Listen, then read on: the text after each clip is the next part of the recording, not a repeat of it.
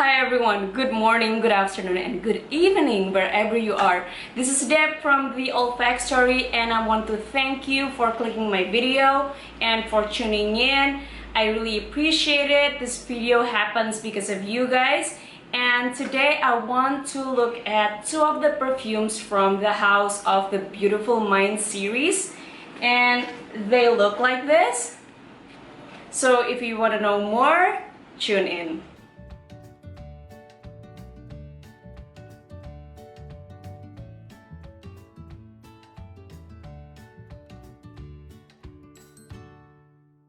Welcome back to my channel everyone, thank you for tuning in. As I said in the introduction, today we want to talk about two of the perfumes from the Beautiful Mind series. And they are these two, Volume 1, Intelligence and Fantasy, and Volume 2, Precision and Grace.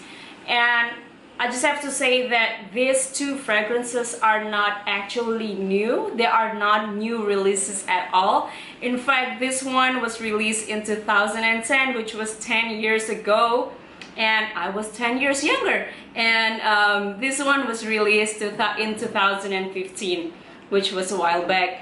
And but I don't know, like when I went to Fragrantica to help me decide if I really want to buy these two, I couldn't find a lot of videos, especially the ones in English, so I decided to make one. And I thought it was new perfumes until I did my research, and then I found out that these are actually have been released for a while. The nose behind these two fragrances and the Beautiful Mind series house is Geza Schoen, which is the guy also who is also behind the perfumes of Eccentric Molecules. And I can tell you that there are similarities between the Eccentric Molecules and this the Beautiful Mind series. And first, it was super apparent through their appearance, because if you look at the bottle, it's like this. It has that capless bottle, just like Eccentric Molecules fragrance. If you go to their website, you will actually find that there was a little history on why these perfumes were created. And in fact, these fragrances were created out of Geza Schoen's frustration. Back then, he was frustrated with the endless influx of celebrity scents that are keep on coming to the market. So he took a different direction where he tried to launch these fragrances, in where he co-created these fragrances with women who are accomplished, who are celebrated from different walks of life. And in fact, for these two fragrances, the Volume 1, Intelligence and Fantasy, he collaborated with Christian Stenger, who is the world's youngest memory athlete and grandmaster. While the second one, the Volume 2, Precision and Grace, is where he collaborated with Polina Semyonova, who is a world-renowned classical ballet dancer and who is also a principal dancer at the American Ballet Theater. And if you have time, I would recommend you to go to their website. And I found the website very inspiring and fun, because in one of the part of their website, which is the drop down, and then you can click on the Beautiful Minds, you will find a blog. Basically, it's a blog and it has a list of women, accomplished women from different walks of life, either in pictures or in words. So I really like reading stuff like that, because I find that inspiring. So those are the things that I think those are the concept and ideas on where these fragrances are based on.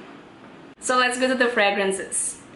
So these are the box that they came with. They look like this. It says on the front of the box, the Beautiful Mind series, Volume 1 and Volume 2.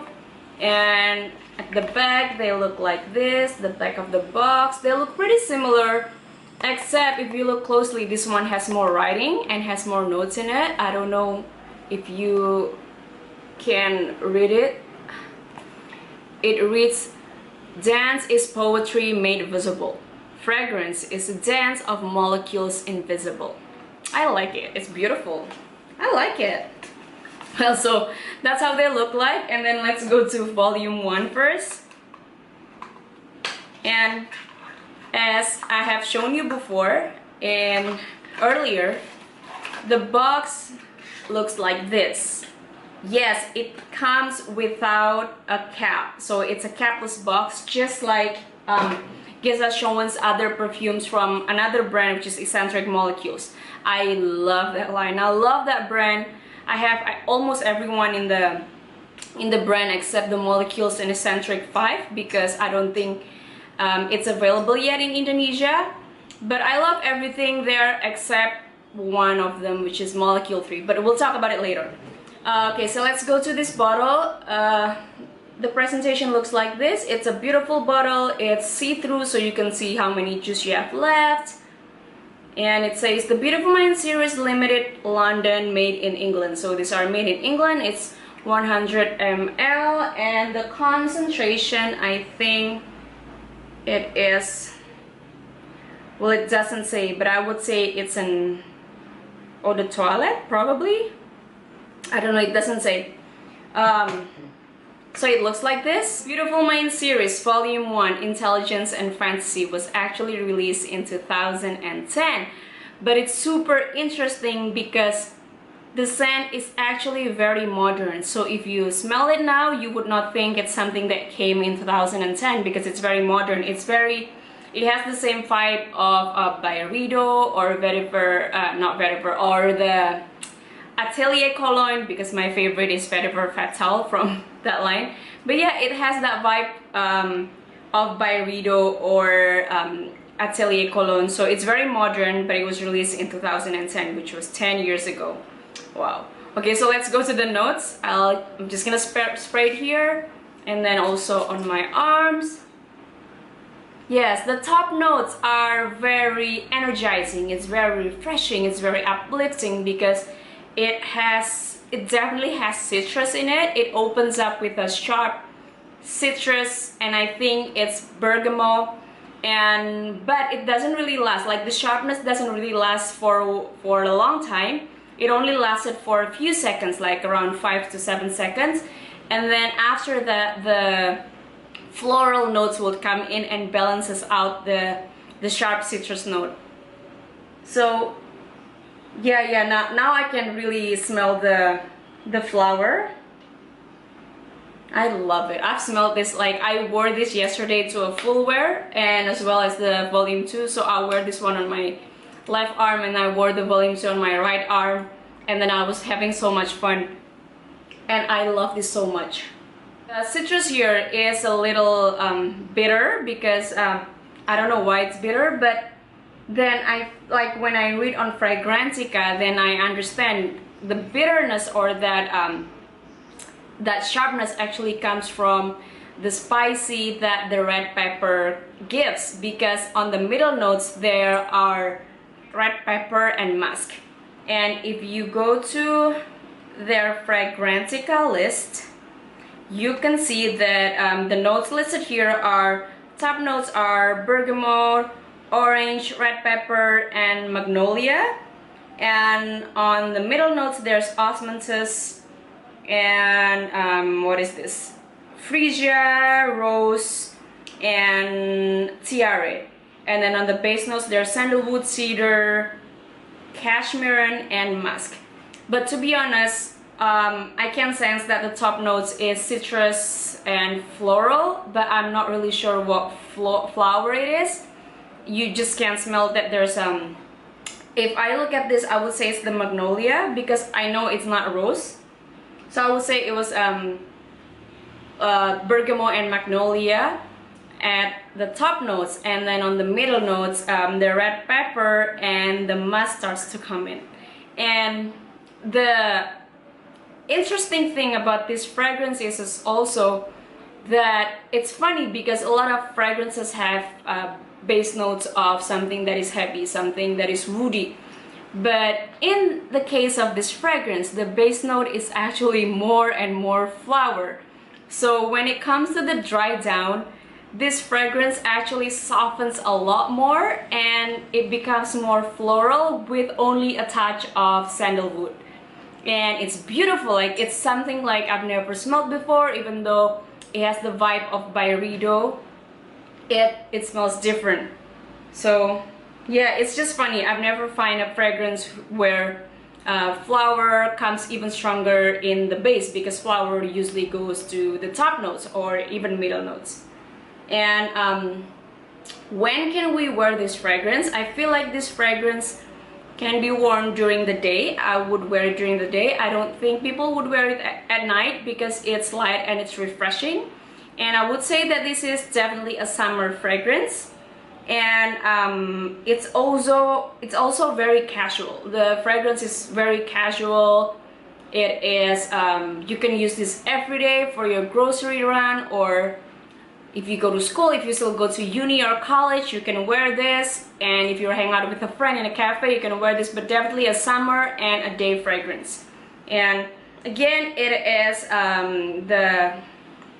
the impression that I have, that it is uplifting, it is refreshing, it is nice, but it's not a perfume that makes a statement. So if you wear this, I don't think people would turn their heads around and then ask you that what perfumes you're wearing, because it's not a statement. But it's nice. It's nice because you can enjoy it yourself. Longevity is not very strong. It stays on my skin, and I was only staying inside the house. It stayed on my skin for 4 hours top before it became a skin scent. And then projection is not very strong either, because again, it's something that you can smell it for yourself. Even though, like, when you had your first spray, you can smell it around the room, but that's about it. Like, after you're wearing it for a while, people won't be able to detect this, I don't think. But overall, it's a nice perfume. It's very uplifting, energizing, and I love it for a day wear. Alright, so let's go to the second one, which is Volume 2 Precision and Grace.